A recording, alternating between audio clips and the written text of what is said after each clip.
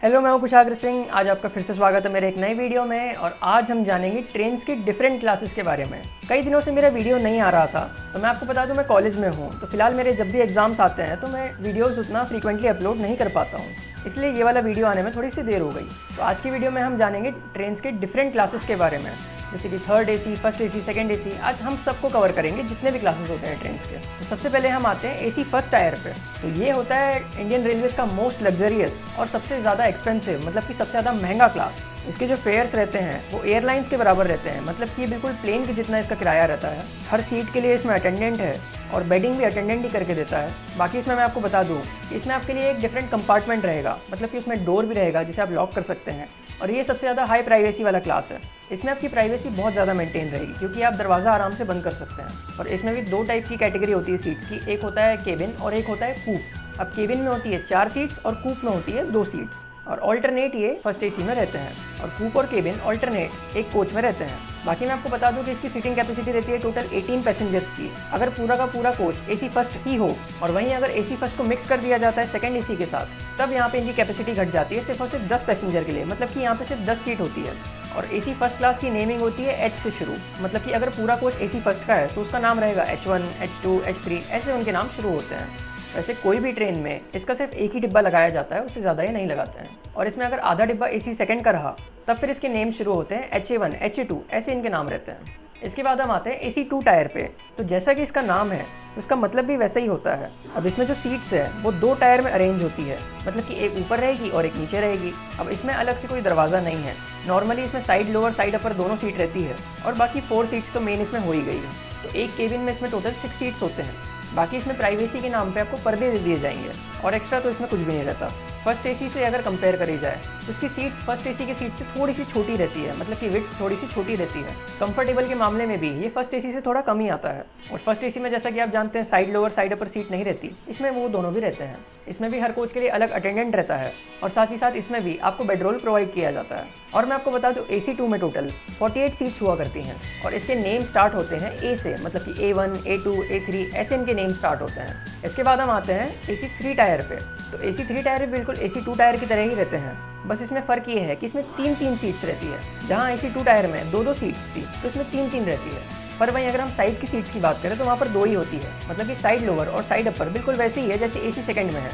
सिर्फ जो मेन इसमें केबिन है उसमें यहाँ 3-3 सीट रहती है, जिसमें कि एक मिडल बर्थ एक्स्ट्रा आ जाती है। अब एसी 2 से अगर कंपेयर किया जाए तो इसकी सीट्स हल्की सी कम चौड़ी होती है। कंफर्टेबल की बात करें तो एसी 2 से इसकी सीट्स थोड़ी सी कम कंफर्टेबल है। अब एक एक्सीडेंट के बाद इसमें से पर्दे हटा दिए गए हैं। अब इसमें सिर्फ और सिर्फ खिड़कियों में पर्दे मिलते हैं, बाकी बीच में जितने भी पर्दे थे सारे के सारे एसी 3 से हटा दिए गए हैं।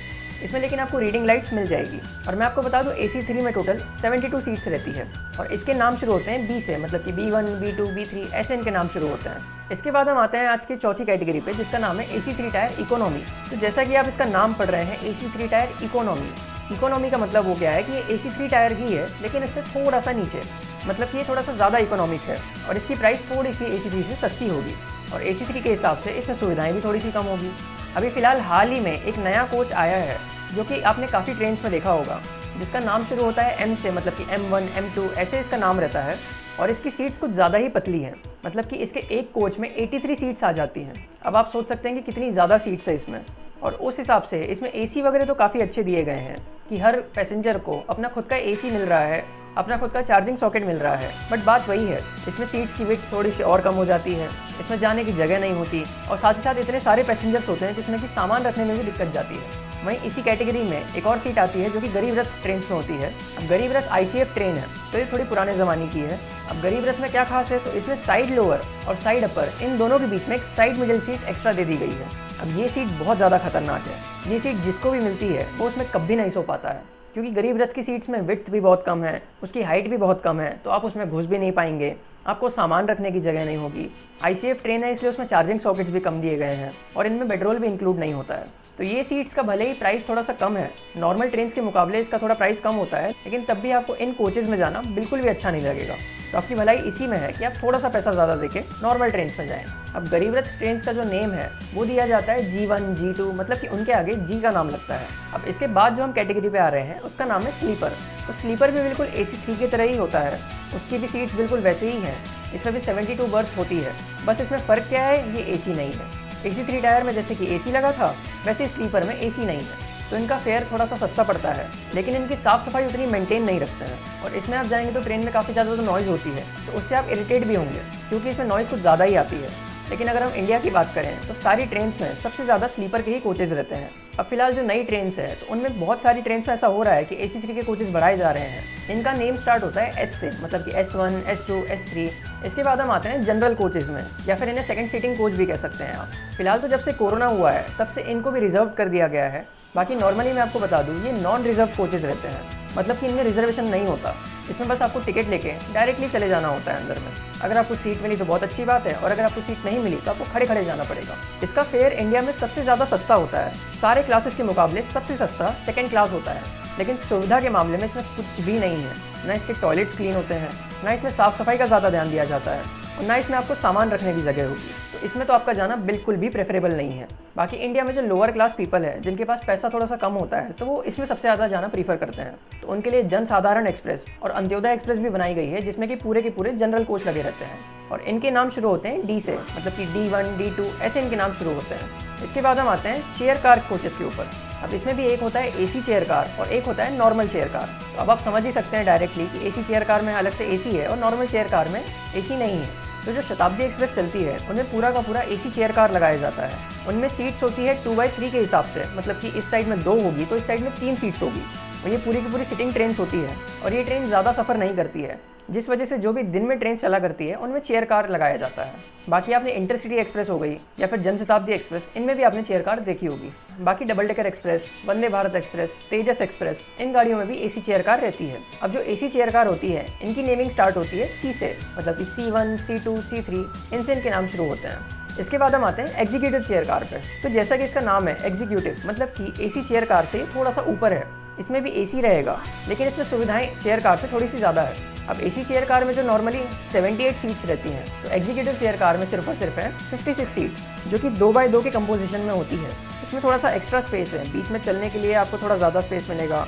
सीट्स इसमें थोड़ी ज़्यादा कंफर्टेबल है, आप आराम से बैठ पाएंगे। ये थोड़ा रेक्लाइन ज़्यादा होती है, मतलब कि थोड़ा सा आप पीछे झुक सकते हैं, तो इसमें आपके सोने के थोड़े से ज़्यादा चांसेस हैं, वरना आप नॉर्मल चेयर कार में तो मुश्किल से सो पाएंगे।